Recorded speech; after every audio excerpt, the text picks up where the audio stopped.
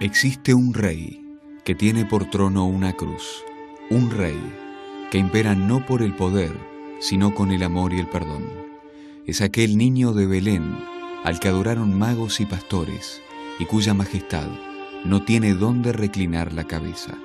Es el que resucitó al tercer día y el que vive en cada sagrario de su iglesia.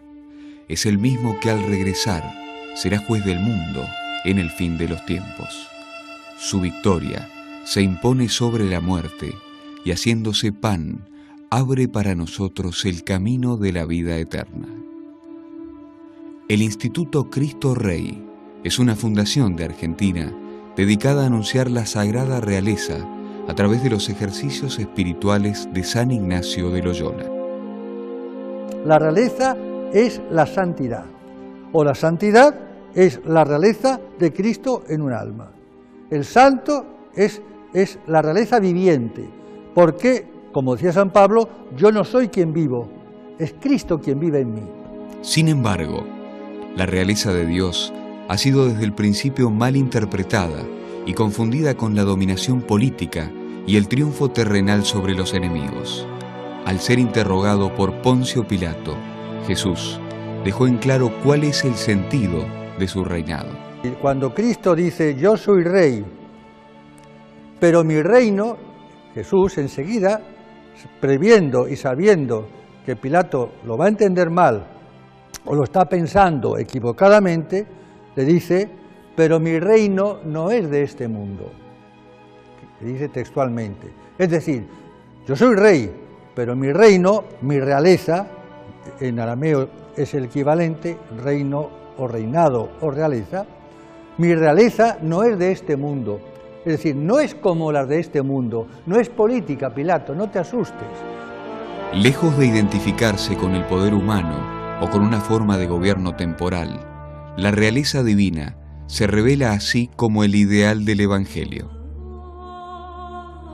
La realeza de Cristo, bien entendida en la línea de la realeza de Yahvé en el pueblo elegido, en el Antiguo Testamento, de la realeza de Jesús tal cual está expresada, profundamente y frecuentemente expresada, que es como el hilo de oro que recorre el Nuevo Testamento, es la santidad, es la gracia de Cristo, la potencia de su verdad y de su amor obrando en nosotros. Los ejercicios espirituales de San Ignacio brindan el ambiente propicio para el encuentro íntimo con Jesús. Ese conocimiento se da en el silencio de la oración y en la meditación de los misterios del Evangelio. Desde el comienzo, el ejercitante situado en el lugar que le corresponde frente a Dios, como reza el principio y fundamento ignaciano. El hombre está hecho para alabar, hacer reverencia y servir a Dios nuestro Señor, y mediante esto salvar su alma. Como nuestro ideal es la realeza de Cristo, predicamos los ejercicios espirituales como un método de conquista del mundo para nuestro amantísimo Rey y Señor. Y los ejercicios en 3 días, 5 días, como lo demuestra la experiencia, son realmente contundentes, eficaces, provocan, digamos, un electroshock polivitamínico sobrenatural, un impacto muy fuerte en las personas que están abiertas a la invasión de la gracia y que quieren descubrir la verdad, que es Jesús mismo. Entonces, estamos requete y archi convencidos de la eficacia de este método, porque en realidad San Ignacio no ha hecho otra cosa que sintetizar, metodizar y compendiar el Evangelio mismo de nuestro Señor y darlo de una manera accesible a los hombres de todos los tiempos. Los frutos de la gracia de Dios, recibida en los santos ejercicios, se ven frecuentemente en la vida de familia de quienes los realizan. A través de la escuela ignaciana yo pude aprender a nutrirme, a fortalecerme de todo lo que significa mi ser hija de Dios, ¿no? Y de pertenecer a esta gran familia de los hijos de Dios, ¿no? Nuestra Santa Madre Iglesia Católica Apostólica Romana. Y esto es maravilloso porque en obras y en palabras, porque es muy importante, como me preguntabas como mamá, primero como persona, ¿no? Como hija de Dios, como esposa y como mamá, es muy importante esta formación que viene de nuestra Santa Madre, ¿no? De nutrirnos permanentemente de sus enseñanzas, y esto lo he captado y lo he aprendido por gracia de Dios a través de los ejercicios espirituales. Conocí a Cristo Rey realmente en un retiro ignaciano, y a partir de ese momento, si bien siempre fui católica, a partir de ese momento fue un cambio muy grande en mi vida por el conocimiento de Cristo Rey como Rey del universo y de mi corazón en primer lugar. Los retiros en sí han sido un cambio grande, y no solamente en mí, sino también en mi familia. Mis hijos, que recuerdo el segundo, cuando volví de mi primer retiro que tenía 6 años, me dijo: mamá, estás muy cambiada. O sea que evidentemente, y a partir de ahí fue un camino de conocimiento cada vez más profundo a Cristo Rey. A cada ser humano, a cada persona, a cada corazón, le diría que se acerque a la experiencia de los ejercicios espirituales de San Ignacio, hechos con seriedad, con sinceridad, en ese clima de silencio y en ese estilo que ciertamente es austero, que pone San Ignacio para los ejercicios, pero que es el modo de entrar en el corazón del Evangelio y el modo de dejar entrar en nuestro corazón la verdad y la gracia de Cristo. Y eso provoca, como lo ha provocado a lo largo de la historia, tantas conversiones y transformaciones de vida. Nosotros también somos humildemente testigos de eso. La presencia de Cristo en los hogares, como columna y baluarte de las familias, es urgente en los momentos de disolución familiar y social que se viven. Solamente con la santidad podemos contrarrestar, o por lo menos no ser arrollados por este tsunami de la posmodernidad, que es realmente una cosa terrorífica. Y no solamente que el mismo Santo Padre, Benedicto, se refería a la familia, a la crisis de la familia, del matrimonio, decía: basta ver la crisis de la familia hoy, que es la clave para una sociedad buena o mala. Cuando la familia está en decadencia o está rota, es que la sociedad es caótica. Y efectivamente, dice, es la señal más cierta de la presencia del anticristo. Textual, Benedicto XVI. Para quienes buscan la verdad y el amor y están dispuestos a seguir grandes ideales, el reino de Cristo ha resultado siempre un gran atractivo, especialmente para los jóvenes. Fue la primera vez que yo escuché que tenía que enamorarme de Jesús, ¿no? Entonces, ese amor a Jesús, a la Santa Madre Iglesia, tampoco había escuchado antes tanto amor y fidelidad a la Iglesia. Y bueno, la Santísima Virgen. Son ideales que mueven mi vida y mi alma y son lo que dan sentido. En medio del mundo no hay otra cosa que pudiera llenar mi corazón ni colmarme de felicidad. Aunque tuviera todo lo que uno va buscando como joven, una cosa y otra, se va dando cuenta dentro de los logros humanos, de los afectos humanos, que nuestro corazón está creado para el Rey y que Él solamente lo puede llenar. Este carisma me transformó, me hizo ver a Dios a través del carisma, me hizo conducir el camino que va hacia Dios y buscar en Él la felicidad verdadera, el camino de felicidad verdadera que se lo encuentra siguiendo a un ideal, a un gran ideal. Bueno, y a partir de ahí la formación, la increíble formación, el amor a la Iglesia, el amor a nuestro Santo Padre y el amor fraterno. Bueno, ¿qué más puedo decir? Realmente me cambió la vida. La misión, el llevar a Cristo a otros, es a la vez motivo de encuentro para quienes comparten el amor por Jesús. En la misión vamos de 2 en 2, casa por casa. Bueno, eso es algo que generalmente decimos que uno se lleva mucho más de lo que da. Y también todas estas actividades son oportunidades para nosotros para encontrarnos, ¿no? Y y ver que no estamos solos en este mundo y que hay otros jóvenes que también siguen los mismos ideales. La experiencia, gracias a Dios, que nosotros tenemos es que los jóvenes, en concreto, jóvenes de hoy, jóvenes de entre 18, 19, 20, 22, 25, 30 años, se entusiasman por la realeza de Cristo, se entusiasman por Cristo Rey, les fascina ese Jesús cercano, pero ese Jesús envuelto en la divina y sagrada realeza, se entusiasman. De esa manera, cuando Cristo se convierte en Señor de un alma, hace posible una auténtica amistad con Él. La realeza es hacer que Cristo reine en mi corazón.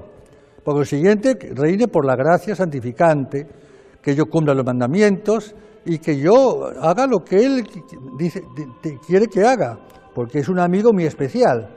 Cuando Él dice, vosotros seréis mis amigos si hacéis lo que os mando. Fijaos en esta frase de Cristo, en el Evangelio. Vosotros seréis mis amigos si hacéis lo que yo os mando. Cuando un amigo dice a un amigo lo que yo te mando, se rompe la igualdad, ¿no? Él tenía que haber dicho, seréis mis amigos y todos juntos nos ponemos de acuerdo. Y no, que acuerdo en nada. Si hacéis lo que yo os mando. De modo que cuando Jesús, por condescendencia, llama amigo a sus discípulos, le está diciendo lo que yo os mando. Le está diciendo, ojo, que yo soy Dios. Dios no solamente respeta la libertad del ser humano, ya que el seguimiento de Jesús supone aceptar libremente su voluntad, sino que además plenifica a los individuos como hombres y mujeres libres.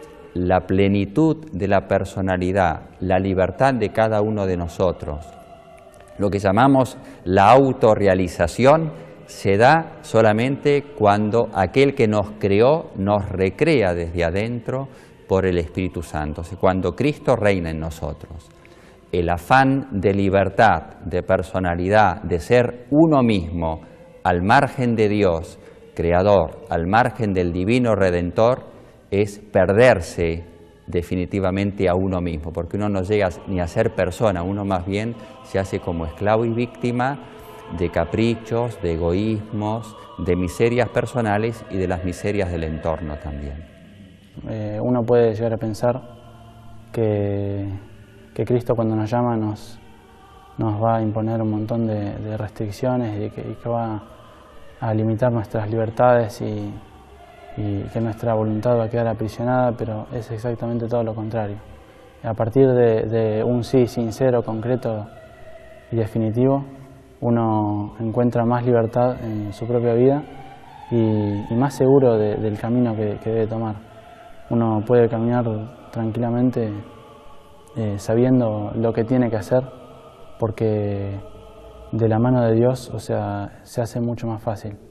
El seguimiento de Cristo ha sido un enorme desafío para los católicos de cualquier tiempo y su fidelidad al Evangelio, motivo de persecución contra la Iglesia. Por eso la Iglesia católica es la Iglesia que es siempre perseguida, ayer como hoy y mañana.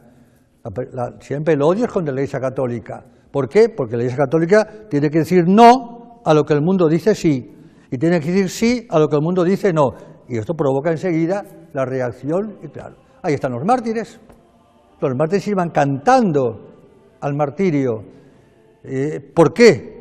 Porque ellos tenían que servir a Cristo Rey antes que a nadie y daban su vida como miles y miles de mártires.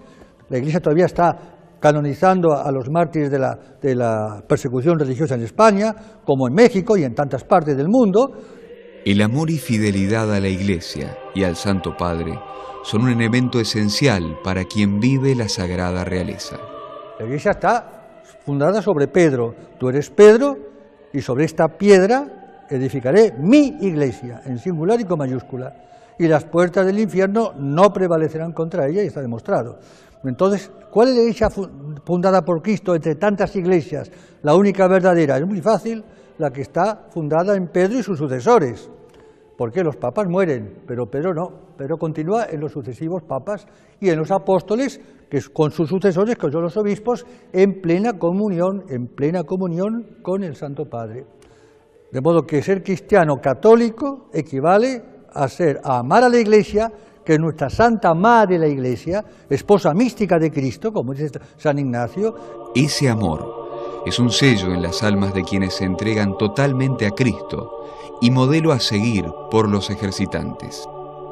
Para mí Cristo Rey significó, es decir, digamos, mi permanencia y mi entrega total a la Iglesia Católica, Apostólica, Romana. El Padre Fundador siempre, sus predicaciones nos ha infundido el amor a la Iglesia, el amor a nuestro amadísimo, adorado Cristo Rey, y hemos luchado por eso, hemos venido, hemos perseverado. La Iglesia fundada por Cristo y al mismo tiempo su cuerpo místico hace posible que la palabra de Dios y su gracia alimenten la vida espiritual de los fieles.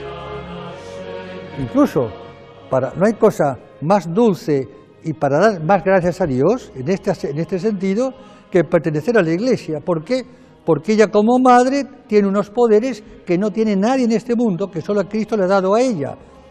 Es decir, el poder de interpretar la palabra de Dios, el Evangelio, la Biblia, de una manera correcta, genuina, porque hay miles de interpretaciones, sectas, etc.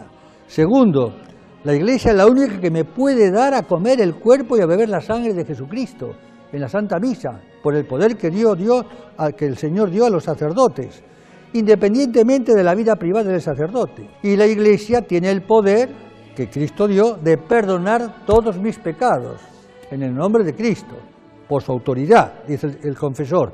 En consecuencia, yo fuera de la Iglesia no me puedo salvar.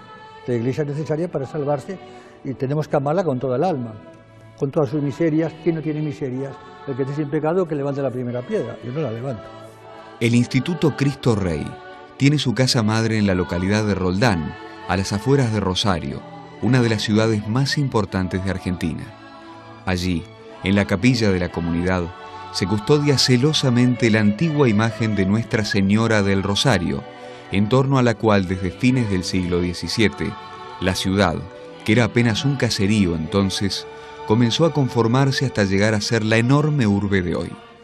El cuerpo de la imagen fue tallado por los indios calchaquíes convertidos al Evangelio y su rostro por misioneros jesuitas españoles.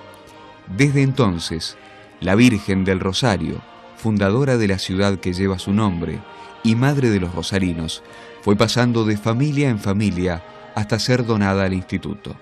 En ese mismo lugar conviven la mayoría de los sacerdotes y hermanos coadjutores de la fundación, que con la ayuda de los laicos que integran su obra apostólica, llevan los ejercicios espirituales a más de 20 centros urbanos en Argentina y en Estados Unidos a las diócesis de Washington y Miami.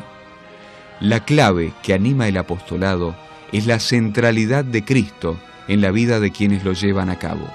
Así, el apóstol se convierte en feliz instrumento de la providencia. Como decía San Juan Bautista, conviene que él crezca y yo disminuya. Esa es la clave del sacerdote, la humildad, el anonadamiento, el quitarse del medio para que el centro sea Cristo. Entonces, yo después entendí algo, porque siempre uno se da cuenta que estorba la acción de Dios, pero que Él se las ingenia para hacerla igual, pero después uno entiende el por qué, porque no es uno, porque es Jesús que se sirve de uno. Y eso es lo que da una profunda alegría. La realeza de Cristo, por lo menos para mí, significa eso, que Jesús es todo, llena toda mi vida y que todo mi ser le pertenece. Y por lo tanto, puede disponer de mí para su gloria como a Él más le plazca.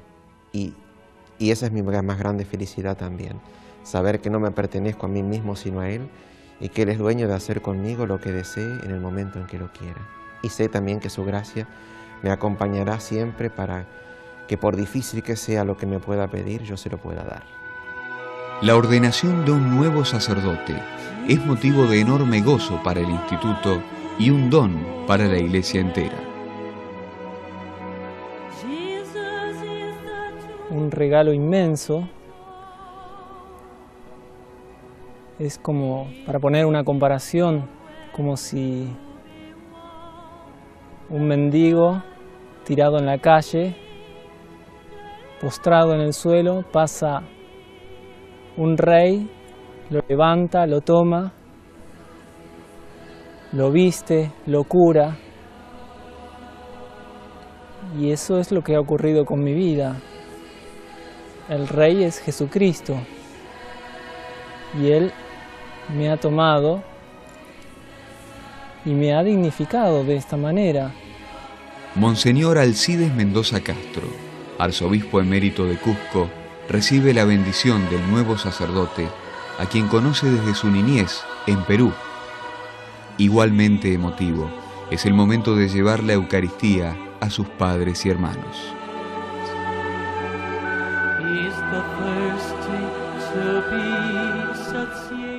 Ese pan, ese cuerpo de Jesús consagrado que ellos desde pequeñito me enseñaron a querer, a respetar, a recibirlo, a adorarlo, ahora lo hago yo con mis manos por este don inmenso de Dios y se los entrego a ellos. Seguramente que el nuevo sacerdote también, como discípulo y misionero de Jesucristo, va a sentir ese llamado profundo, a anunciar el Evangelio y construir el reino de Dios en el corazón de cada uno de sus hermanos. Por eso, en la ordenación de hoy, vamos a pedirle a nuestro Señor que este nuevo sacerdote viva intensamente, como nos enseñaba Juan Pablo II, el don y el misterio de la vida sacerdotal. El avance del mal en el mundo, sociedades enteras viviendo como si Dios fuese solo una idea o un recuerdo, la destrucción de las familias, las guerras, el hambre, la pobreza, la falta de sentido en que viven millones, son consecuencia de la ausencia de Cristo en la vida de los hombres. Dios a lo sumo queda confinado, ahí como esclavizado, como atado, secuestrado, digo yo, en la subjetividad de la conciencia de cada uno. Pero en la vida pública, en los colegios, en la escuela, en los lugares de, digamos, de oficiales del gobierno, ahí el crucifijo tiene que salir. Al hombre lo hace peor que un animal, lo estamos viendo. ¿Por qué? Porque si a mí me quitan a Dios, yo dejo de ser imagen suya. Y si no soy imagen de Dios, ¿qué me queda a mí? El cuerpo. Y el cuerpo con las secuelas del pecado original en el alma, la inclinación al mal y la inclinación al error. Y lo estamos viendo. Un hombre sin Dios es peor que una bestia. Solamente quien es en sí mismo el camino, la verdad y la vida puede dar una respuesta a ese anhelo del corazón humano, de una paz y una justicia que van más allá de los límites de la naturaleza del hombre. Esa idea grande, muy grande, de que la historia no es como un amasijo de acontecimientos casuales en donde la última palabra parece tenerla el mal, sino que la última palabra y la definitiva, la verdadera y la palabra de la misericordia y de la santidad de Dios, la tiene Jesús. A medida que el cristianismo va empapando las capas sociales de nuestro mundo, forjando de eso que llamaba Marcel Clement, un gran católico francés, crear microcristiandades, pequeñas cristiandades, por supuesto se produce todo un florecimiento de caridad, de justicia, se hace un saneamiento de las costumbres. Donde está Cristo, se produce una revolución espiritual, lo que decía el Santo Padre Benedicto XVI a los jóvenes en Colonia, hacer la revolución de Dios. El Evangelio es lo más actual que hay. El Evangelio tiene que elevar la cultura, y si en el Evangelio Jesucristo habla de sí mismo, yo soy rey, entonces nosotros tenemos que tratar de que la cultura de hoy comprenda en qué sentido Cristo es rey. El Papa Juan Pablo II, hablando de Europa, pero ahora también se dice América, igual, más o menos, hablaba de la apostasía silenciosa. La apostasía silenciosa, y es verdad, es tremendo. Entonces, ¿por qué es el laicismo? Se ha echado a Cristo Rey de la vida pública.